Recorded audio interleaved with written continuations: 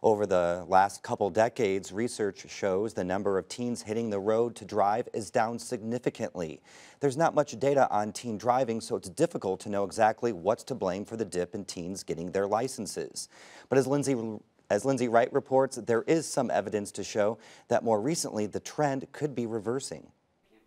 Jalen Mann is a junior at Indiana University. He's your average college student, except when it comes to one aspect of his life. He doesn't have a driver's license.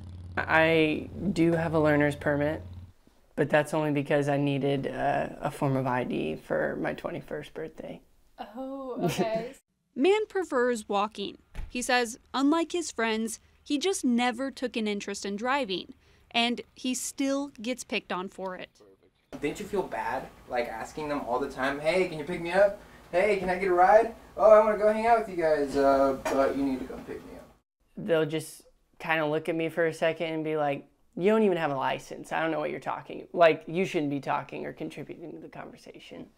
Although it sounds unusual, Mann isn't alone in skipping out on the typical 16-year-old's dream. According to a study published in the journal Child Development, in the late 1970s, 88% of high school seniors had a driver's license. That's dropped to about 73% during the past several years.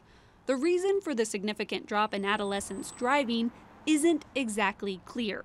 But Greg Sider with the Hoosier Motor Club says it seems the economy plays a big role in teens getting their license. The finances involved in not only obtaining a license, but then in driving a vehicle. Those numbers in and of themselves were what we believe were pulling kids away from wanting to get their license. Sider says the AAA Foundation for Traffic Safety found the biggest reason for teens holding off on getting their license is that they don't have a car.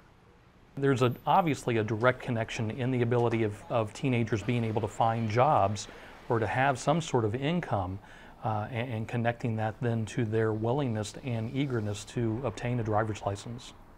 Yep, go ahead. All right, here's your key. Put it in the ignition, go ahead and start it up, but let's not do anything else yet. Bernard Sissel is a teacher at Southport High School, but he's also been teaching driver education for the last 20 years.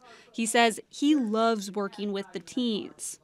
Driver education is one of those things, if they're taking driver ed, they're certainly interested in the subject material and they're wanting to learn.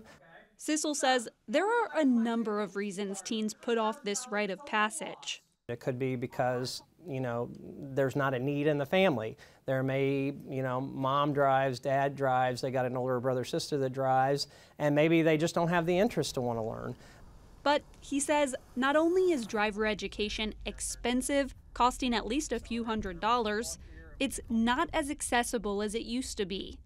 Back years ago, all the high schools had their own driver education program, and it was typically the physical education department staff that would go out and teach the kids as a regular part of the school day. That's not the case anymore. And Sissel says that makes it more challenging for teens. But Sider says recent car accident data shows a possible uptick in the number of teens getting their licenses. Because there are more teenagers being involved in accidents on the roadway, we can take from that there are more teenagers driving. So that's a variable right there. While that's an anecdotal example of how the trend might be changing, it's still unclear if that's what's really happening. And still, there are many people like Mann who years after they could get their driver's license simply have no desire. I don't have to worry about crashing it, paying for a new one, or just all the hassle that comes with owning a car. For Indiana Newsdesk, I'm Lindsay Wright.